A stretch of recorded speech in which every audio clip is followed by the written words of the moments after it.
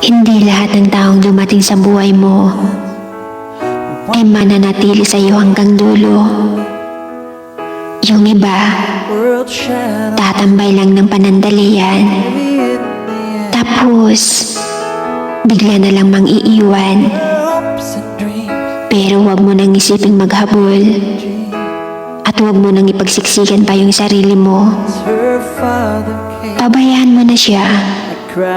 Kung iniwan ka na niya, magpasalamat ka na lang. Kasi inilayo ka mismo ni God sa maling tao. Isipin mo na dapat na hindi ka lang panandalian. Deserve mo rin yung mahalin ng pangmatagalan. Masarap magmahal ng taong mahal ka talaga. Hindi yung no choice lang, kaya pinili ka niya. Kapag alam mong opsyon ka lang, lumayo ka.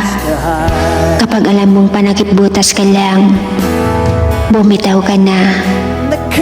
Kapag alam mong hindi ka na mahal, sumuko ka na.